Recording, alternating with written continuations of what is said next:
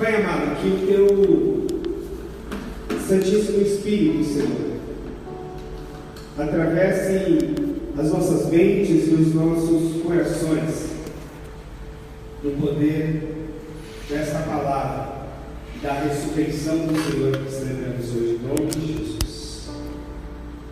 Amém.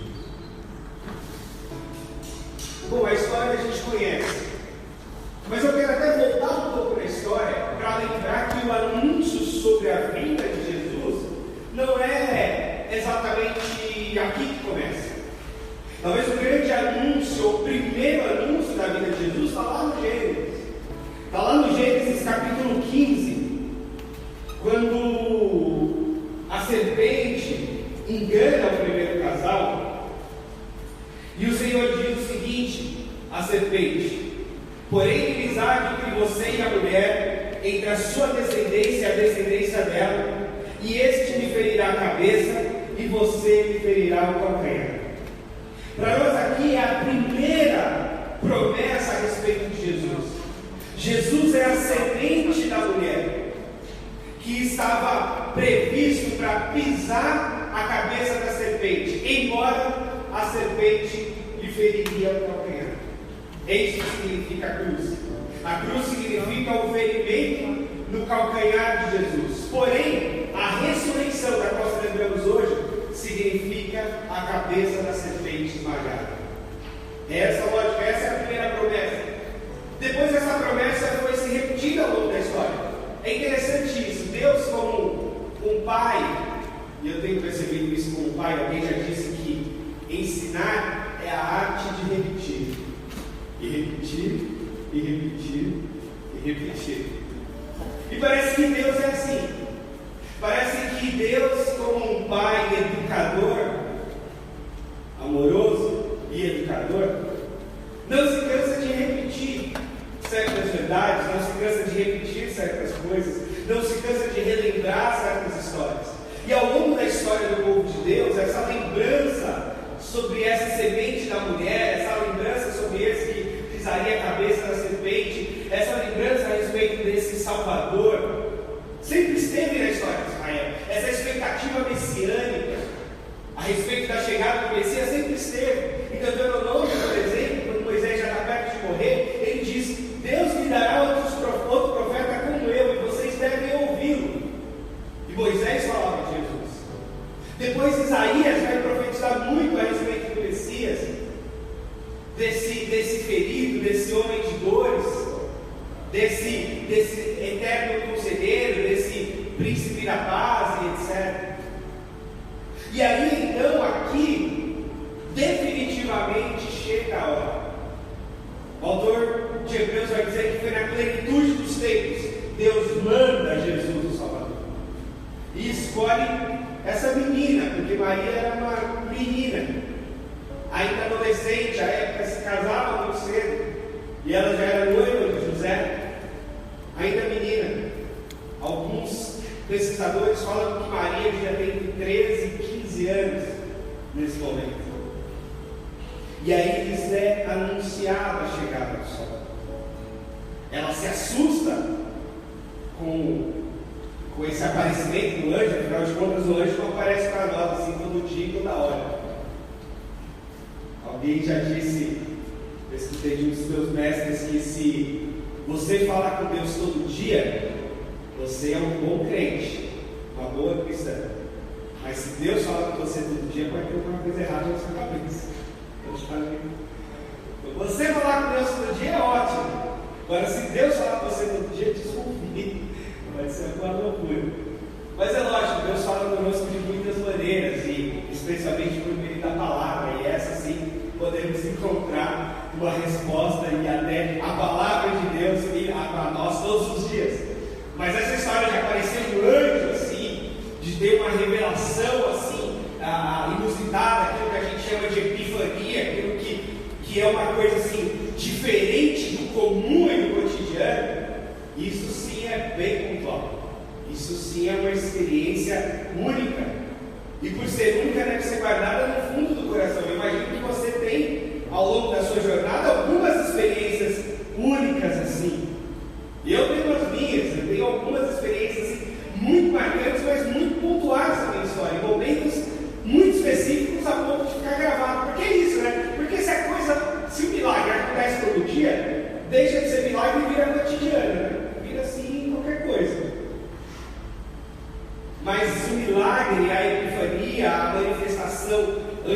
angelical, a revelação especial de Deus, o toque inusitado de Deus, realmente é uma epifania porque foge ao cotidiano, foge ao padrão. É um momento específico, é um momento único e deve ser guardado, inclusive. E às vezes aquele momento único vira a marca da nossa jornada por longo tempo. Eu lembro, talvez, da minha maior experiência numa vigília de oração, numa igreja pentecostal, que era a minha igreja, então, a igreja que eu fui batizado. E naquela vigília de oração, na madrugada, um dos pastores da igreja, eu tinha 17, 18 anos, era recém-batizado, eu nem sabia se era batizado ainda, eu ia me batizar, eu fui batizado aos 18 anos. Um pastor da igreja, um pastor leigo, meu irmão que era taxista inclusive, ele teve uma visão comigo, ele via um cajado na minha mão. E aí ele falou dessa visão e desse cajado. E isso nunca mais eu esqueci. Isso marcou o meu chamado e a minha vocação. Naquele dia eu tive certeza e convicção que eu seria pastor. Não sabia de que jeito, de que maneira, em que tempo. Não sabia os detalhes, mas certeza desse chamado eu tive, dessa vocação. E depois vieram várias coisas que contribuíam para essa vocação, várias outras que tentaram me desviar dessa vocação, várias questões que por vezes me assaltaram em alguns momentos de angústia ou de tristeza, mas aquela lembrança, aquela marca, aquela revelação, aquela epifania sempre me alimenta. Quando eu penso em ser qualquer outra coisa da vida, e as possibilidades hoje são muitas, né? As profissões elas se multiplicam todo dia, nasce uma profissão nova, um tipo de serviço novo. Mas essa marca daquele dia não sai da minha mente. Então, qualquer coisa que eu pense em fazer diferente, eu lembro daquela vigília de oração, daquela noite, daquela visão, daquele pastor que infelizmente faleceu até há pouco tempo, fiquei sabendo, de que ele viu cajado na minha mão. E aquilo não me deixou dúvidas a respeito do que e para o que Deus estava me chamando. Então é interessante essas marcas que a gente tem. E é bom que tenhamos, porque a nossa fé é uma fé cheia de memoriais, cheia de memória, cheia de lembranças, cheia de marcas do que Deus fez. E é bom que a gente volte para elas. Nós não devemos guardar mágoa, rancor, ressentimento, mas devemos estabelecer memoriais de vocação, de chamado, de experiências espirituais, de marcas de Deus na nossa alma, que constitui quem a gente é. Eu lembro de um documentário, eu acho que assisti, a respeito de uma comunidade, de uma tribo na África, em que as pessoas que nasciam ganhavam um nome, e para os antigos o nome carrega muito significado. Na Bíblia também é assim, né? O nome carrega sentido, carrega personalidade, tanto que algumas pessoas que Deus chamava, Deus não dava o nome, né? Jacó, que era mentiroso, o nome Jacó significava enganador, ele muda para Israel, aquele que luta com Deus. Abrão, ele muda para Abraão, que significa pai de muitos. Saraí, ele mudou para Sara. Enfim, Deus modificava nomes na história como marca. Simão, discípulo de Jesus, foi chamado de Pedro, né? Que significa pedra, rocha, e por aí vai. E aí aquela tribo dava um nome, e esse nome tinha um significado especial, e não só o nome, criava-se uma música para aquela pessoa. Cada um que tinha um nome, não é comum, todos nós ganhamos um nome quando nascemos, mas também ganhava uma música. E aí é interessante porque quando aquela pessoa cometia um desvio de caráter, que era naquela comunidade algo condenável, algo ruim, qualquer desvio de caráter, qualquer coisa que fosse fora do padrão de convívio daquela sociedade, daquela comunidade, ao invés de castigar a pessoa, de colocá-la numa prisão, ou bater, ou matar, eles faziam uma grande roda, colocavam aquela pessoa no centro e cantavam a música dela. E a ideia de cantar a música dela era trazer à memória qual era a identidade dela. ser conduzida à reflexão de que aquilo que ela fez foge do motivo do qual ela foi criada, que aquilo que ela fez foge do sentido que Deus e aquela comunidade tinha para ela. E eu achei isso muito belo, essa coisa de trazer à memória aquilo que é bom, aquilo que traz nós para a identidade que Deus quer de nós, que traz a gente para o nosso chamado, que traz a gente para a nossa vocação, que traz a gente para o centro, para o sentido da nossa própria existência.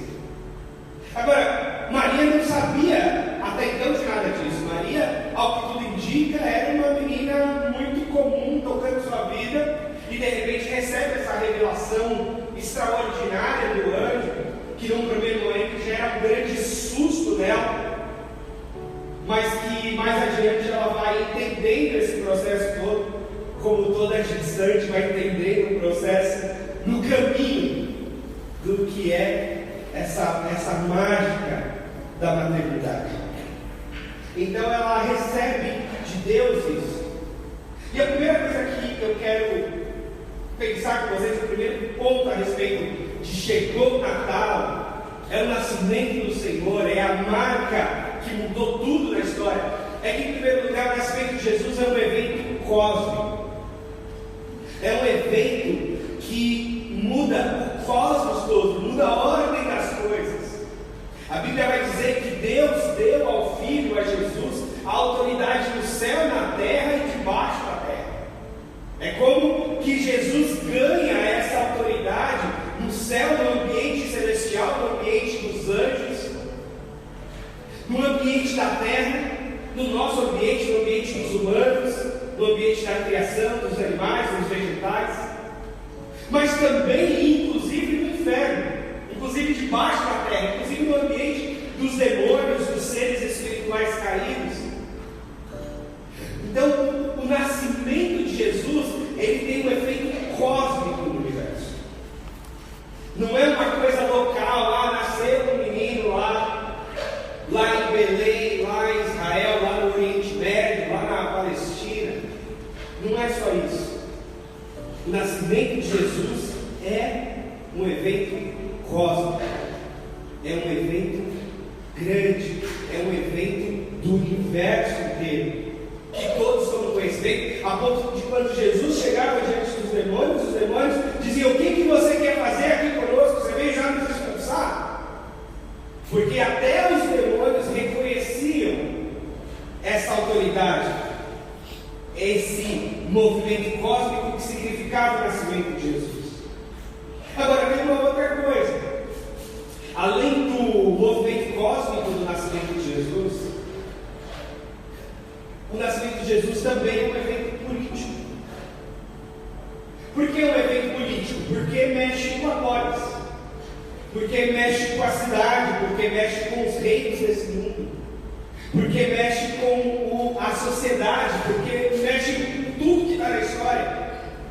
A ponto da gente olhar o nosso calendário e considerar que estamos em 2021 depois de Cristo, e que aquilo que foi antes do nascimento de Jesus é considerado antes de Cristo. Isso é política, isso é história, isso é marca na sociedade e que envolve tudo o que nós somos.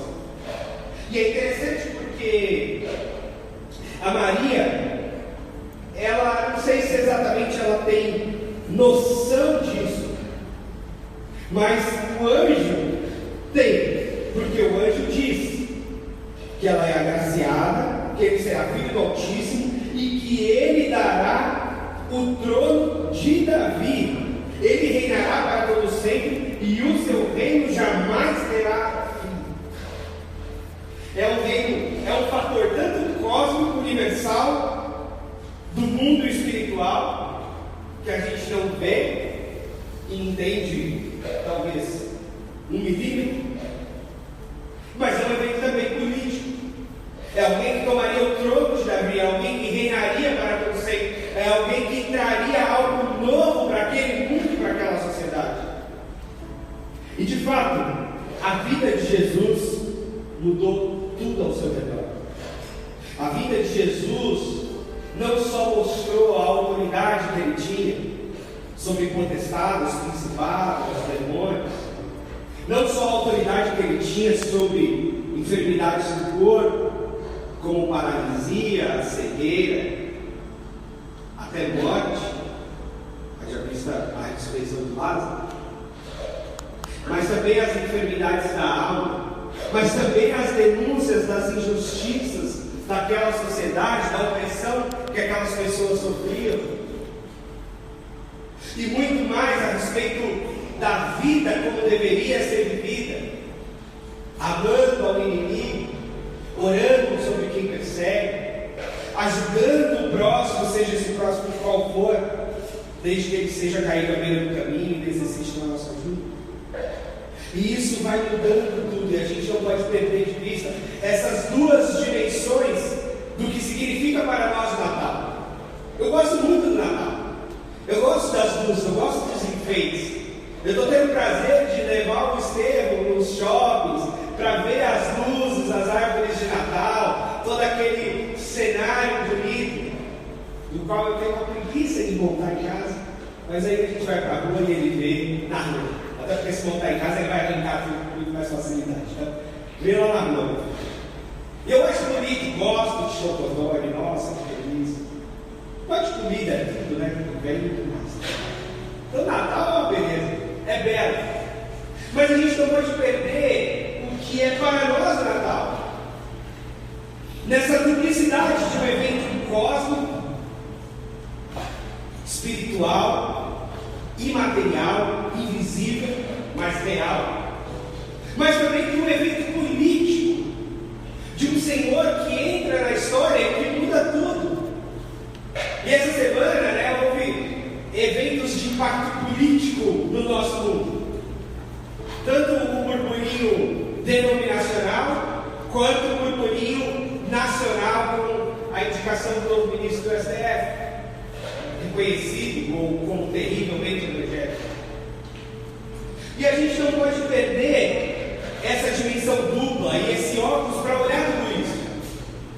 Olhar que o nascimento de Jesus é esse fator cósmico e espiritual, mas olhar que o nascimento de Jesus é um fator político no sentido de que muda, ou pelo menos ensina uma nova pedagogia, uma nova realidade para as coisas desse mundo. E como cristãos não há outro jeito da gente viver senão olhando a partir de Jesus e tendo Jesus como rei.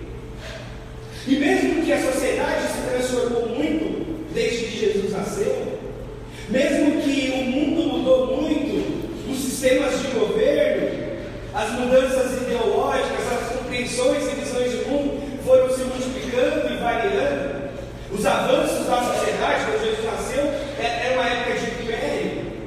Hoje, graças a Deus, nós temos uma época de democracia, de voto, de alternância de poder, de executivo, de legislativo, de judiciário, e de um equilíbrio dessas forças políticas tão necessárias e tão importantes.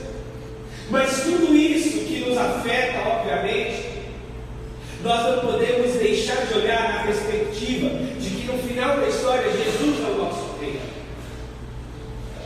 de que Jesus é o nosso único Senhor e Salvador, de que Jesus é aquele que veio e que mudou tudo ao nosso redor, e que nos importa ser bons cidadãos, nos importa orar pelas autoridades, nos importa obedecer a nossa Constituição, aquilo que é justo e que mantém a ordem democrática do nosso país, mas nos importa principalmente olhar tudo da perspectiva de que Jesus é o Senhor no final da história, e que sempre nos importará muito mais servir a Jesus do que aos homens.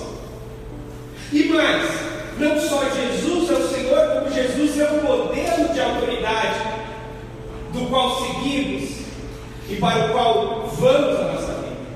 E que modelo é esse de autoridade? Senão uma autoridade humilde que nasce numa manjedoura, senão uma autoridade simples que nasce de um casal comum como José e Maria, senão uma autoridade serva que junta discípulos ao redor da mesa e lhes lava os pés, senão uma autoridade moral que pode chamar os seus se não uma autoridade respeitosa, que tem respeito sobre crianças e mulheres que eram figuras desprezadas do seu tempo, que Jesus tratou com o máximo respeito e cuidado. Esse é o nosso Senhor. É a essa autoridade, ao final das contas, que nós seguimos e que nós temos como modelo final. E é esse filtro do qual devemos olhar todas as coisas. Na teologia a gente diz, é essa chave hermenêutica, é essa chave interpretativa, é esse óculos do qual nós olhamos tudo e devemos olhar tudo, da perspectiva de Jesus, da autoridade de Jesus, do serviço de Jesus, do compromisso com o próximo de Jesus, da forma como Jesus viveu, se relacionou, morreu e ressuscitou. Nessas duas perspectivas. Olha, e como é que nós respondemos a Deus diante dessa máxima autoridade, desse máximo poder, desse senhorio, desse trono de Davi, desse rei que nunca terá fim, desse reino de Jesus? Porque nós deixamos a série sobre o Evangelho do Reino, mas esse assunto nos é precioso e continua aqui. Ora, a nossa resposta, e a única possível, é sim, Senhor. E por que eu estou dizendo que a nossa resposta é sim, Senhor? Porque nessa revelação trazida a Maria, nesse assombro que ela tem com esse anjo, o versículo que ela termina a conversa com o anjo é o versículo 38. E a Maria diz: sou serva do Senhor, que aconteça comigo conforme a tua palavra. Então o anjo deixou porque disse. Ela entendeu. A gente vive num mundo de muito autoral. Autoral no sentido de que nós somos encorajados a deixar nossa marca, a contar nossa história, a fazer o nosso discurso, a construir a nossa biografia, a dizer a que viemos de fato. Um dos lemas, por exemplo, do feminismo, como um movimento forte do nosso tempo, do qual eu acho legítimo em muitos pontos, é trazer a prerrogativa para a mulher do chamado meu corpo, minhas regras, do tipo, ninguém tem autoridade sobre mim, senão eu mesmo. Um dos lemas também do nosso tempo é cada cabeça uma sentença. No nosso sistema denominacional, é prerrogativa a liberdade do indivíduo, a responsabilidade do indivíduo diante de Deus. Tudo isso nós temos. E tudo isso é verdade. Até certo ponto. É verdade porque, de fato, ninguém tem autoridade sobre você senão Deus. Então, toda vez que um homem exerce autoridade em demasia sobre uma pessoa, isso pode ser tido de fato como uma usurpação de poder, isso pode ser tido de fato como uma opressão. Há um equilíbrio. Embora haja certas hierarquias, há um equilíbrio e há uma liberdade humana sobre tudo, sobre o nosso corpo, sobre a nossa própria vida. Eu acredito muito na liberdade humana, nas escolhas humanas. Alguém já me questionou sobre se Deus tem alguém certo para se casar, se Deus tem uma profissão X para eu seguir, se Deus tem uma cidade Y para eu morar. E eu penso que a maioria das respostas a essas questões são você que sabe. Isso é uma decisão sua. Decida a respeito da sua profissão. Decida a respeito dos seus relacionamentos. Decida a respeito do lugar que você vai morar. Decida a respeito da escola que você vai estudar. Decida. Decida. Nós somos condenados a decidir, somos livres. Temos de decidir o tempo todo. Isso é bom. Isso é da nossa liberdade. Agora, a nossa liberdade não é ilimitada. A nossa liberdade, ela contém limites. Enquanto sociedade, a nossa liberdade é limitada pela Constituição. Se a gente fizer algo na Constituição, a gente comete um crime. Então a gente rompeu com a liberdade. E somos passíveis, inclusive, de perder essa liberdade e cair numa prisão. Quem cai na prisão é aquele que não soube usar a sua liberdade para o bem. Eventualmente usou a liberdade para o mal. E aí precisou ser contido pela sociedade e pagar o preço desse desvio. Agora, nós somos aqueles que, além de não ter a liberdade plena, porque somos contidos por leis, não temos a liberdade plena no sentido de fazermos o que nos der a ter, porque nós temos um Senhor. Nós temos um Senhor. Talvez quem é ateu, talvez quem não tem uma fé específica, ou tem um Deus que não é assim pessoal e que não é rei, talvez esse possa realmente fazer o que lhe der na telha. Esse realmente pode assim andar ao seu próprio sabor e ao ritmo de onde o vento soprar. Mas nós, quando adentramos ao reino de Deus, nós, quando assumimos Jesus como Senhor da nossa vida, a própria frase já denuncia: ora, Jesus é o Senhor da nossa vida. Ora, a gente adentrou um reino, e o reino é feito por um rei e pelos cidadãos desse reino, pelos súditos desse reino. Então a única resposta diante de um rei que nos chama para caminhar com ele, para servi-lo, é dizer: sim, Senhor, seja feita a tua vontade, Senhor. Isso não significa que Deus vai tomar todas as decisões por nós. Não. Lembra que Deus é Pai? E lembra que todo pai, na relação saudável com o seu filho, educa, cria, orienta para que ele seja autônomo, para que ele seja sábio para tomar as próprias decisões. A educação é um caminho para a autonomia. Eu só serei um bom pai se eu criar meu filho para ele tomar as decisões dele, para ele crescer na autonomia dele, para ele avançar na condição dele. Hoje a gente dá comida na boca, mas a gente espera o dia em que ele coma com as próprias mãos.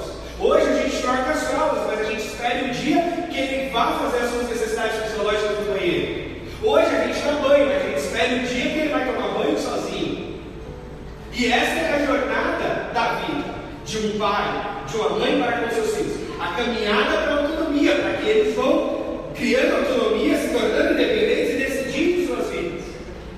Agora, quando a gente chega naquele momento de decisão a respeito da nossa vontade e da vontade de Deus, quando a gente chega naquela parede existencial, onde precisamos decidir a respeito daquilo que a gente quer para nós e daquilo que Deus quer para nós, quando nós temos de decidir a respeito daquele desejo pessoal nosso, daquilo que é o desejo de Deus para nós, aí sim, a resposta deve ser a resposta de Maria: sim, Senhor, faça comigo o que o Senhor quiser. E é lógico que Maria tinha outros planos. Alguém pode dizer assim: e se ela não quisesse engravidar agora? E se ela quisesse engravidar só depois do 5º ano de casamento? Como é o padrão contemporâneo do casal classe média? E se ela quisesse engravidar só depois da pós-graduação? E se ela quisesse engravidar só depois do mestrado? E se ela quisesse engravidar, ou se ela não quisesse engravidar? Se Maria dissesse: não, eu não quero engravidar, não é meu projeto. Meu projeto de mulher não inclui gestação.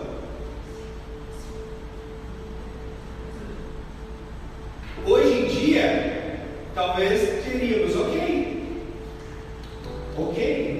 essa é uma decisão sua com o seu marido, uma decisão do casal. Mas há muitos momentos em que sim, a gente tem essa liberdade de decisão. A gente vai decidindo a respeito dessas coisas. Mas há momentos existenciais em que nós temos de abrir mão da nossa liberdade de decisão, porque estamos entre a nossa vontade e a vontade de Deus. Porque nos encontramos numa encruzilhada onde sim, Senhor, ou rompemos com Deus, desobedecemos a Deus e dizemos: não, Senhor, não quero obedecer, não quero ser a mãe do Salvador, não quero que Jesus nasça no meu ventre. Se o Senhor fazer o Espírito Santo me engravidar, eu vou abortar. Se o Senhor mandar um filho para mim, eu vou odiá-lo. Se o Senhor mandar esse filho para mim, eu vou entregá-lo para adoção. Eu não quero, Senhor. Seria uma resposta possível. Ela podia dizer ao anjo: não quero, não vou, meu corpo, minhas regras, acabou. É um jeito de pensar, e eu acredito que seria um jeito possível, e talvez Deus teria de dar outro jeito na história, e a história seria contada de outra forma. Mas acontece que Maria ouviu o anjo, e mesmo assustada no primeiro momento, ela termina a conversa com esse: sim, Senhor, você já fica comigo, a tua vontade. Eu vou me submeter ao Senhor, eu vou obedecer ao Senhor, eu vou colocar o meu corpo, a minha vida, a minha agenda, os meus planos submetidos ao Senhor, aquilo que o Senhor quer para mim, aquilo que o Senhor deseja para mim. E eu acredito que é isso que nos distingue ao sermos cristãos, porque embora tenhamos muita liberdade e tenhamos autonomia sobre muita coisa, para muitas decisões, quando chegamos na encruzilhada entre a nossa vontade e a vontade de Deus, quando chegamos na epifania, quando o anjo se revela, quando acontece algo inusitado, quando oramos e temos a convicção de que Deus está mandando a gente ir para um lado, Deus está mandando a gente tomar uma decisão, e a gente deliberadamente não toma ou desobedece, nós de alguma forma rompemos com esse reino de Deus, ainda que momentaneamente. Nós rompemos com essa relação de obediência com Deus. Nós respondemos negativamente a Deus. E olha, vamos assumir as consequências disso. Sei lá, mas o melhor é a gente se submeter. A Bíblia diz que é melhor obedecer do que sacrificar. Até porque nós confiamos no caráter de Deus e acreditamos que Deus, como um Pai amoroso, Ele vai colocar diante de nós aquilo que é bom, e não só bom, aquilo que é melhor para nós do que a gente mesmo pode saber. Porque com certeza Maria não sabia tudo que Jesus seria, e todo o efeito global, universal, cósmico daquela gestação, daquele feto que viria ser um bebê, que viria ser uma criança, um homem, para poder Deus encarnar. Imagino que ela não podia saber tantos detalhes, todos os efeitos disso, mas ela se submeteu. Ela disse: tá bom, Senhor, embora não era bem o meu projeto neste momento, sim, Senhor, seja feita comigo conforme a tua vontade. Essa é a resposta cristã nas encruzilhadas da vida. Essa é a resposta cristã nos momentos de crise da nossa vida. Essa é a resposta cristã no momento que a gente precisa decidir algo que de fato muda a história, a nossa história e a história de pessoas ao nosso redor. É dizer: sim, Senhor, seja feita tua vontade. Há pouco, ouvindo o relato de um casal numa crise de casamento, de uma das partes, eu disse: o que Deus te diz a respeito disso? É um momento de crise, é um momento de confusão, de briga, mas o que Deus te diz a respeito disso? A partir do que Deus te diz, a melhor resposta é: sim, Senhor. Sim, Senhor, eu submeto a tua vontade, porque a vontade de Deus, ela é boa, ela é perfeita e ela é agradável. Porque Deus é assim, Pai amoroso, que nos ama e sabe o que é de melhor para nós, mesmo que a gente não imagine no primeiro momento. Eu quero orar nesse momento, para que a gente não perca a dimensão cósmica e política de Jesus na história,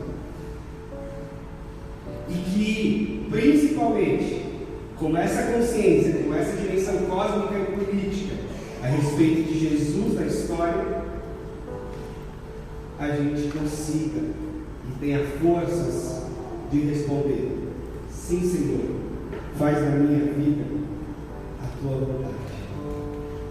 Então, se você chega em dezembro aí, revisando o ano, se você já está comprando sua agenda, seu planner 2022, já marcando compromissos para o ano que vem, que bom, segura desde mesmo.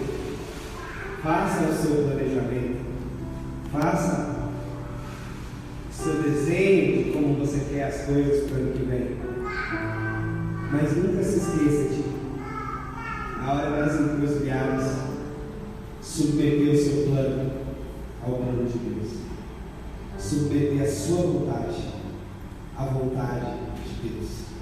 Porque nós não somos autogovernáveis. Paulo diz a respeito dos incrédulos, dos soberbos, que eles tinham, o Deus deles era o ventre. Ou seja, que o Deus tem um rei na barriga. Paulo diz: isso aí, o Deus deles é o ventre deles. O intestino deles, o estômago deles é que governa eles. No nosso caso não é assim. Não é o nosso estômago que nos governa, não é também a nossa mente que nos governa, é a mente de Cristo. Nós temos um cabeça, nós temos um rei, nós temos um Senhor, e só faz sentido viver em obediência a esse Deus, a esse Senhor, a esse que é cabeça sobre tudo e sobre todos, de forma cósmica, espiritual, política, social, familiar, em todos os aspectos.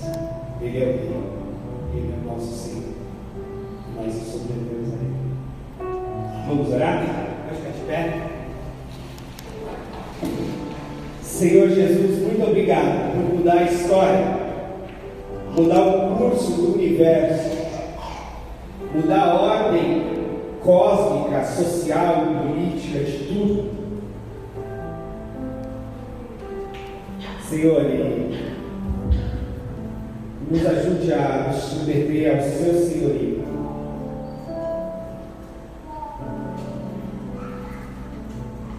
Acima da nossa cabeça está a mente de Cristo. Acima da nossa consciência está a voz do Senhor.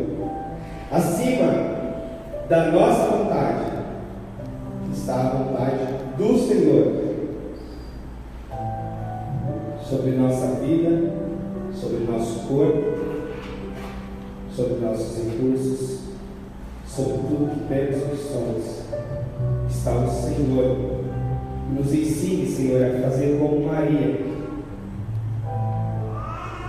responder: sim, Senhor, seja feita a tua vontade. Sim, Senhor, faça com a minha vida, com o meu corpo, aquilo que o Senhor quer requer de mim. Sim, Senhor, conte comigo para a tua obra, para a tua vontade nesse mundo. Sim, Senhor, conte com a minha família para os teus projetos, em nome de Jesus.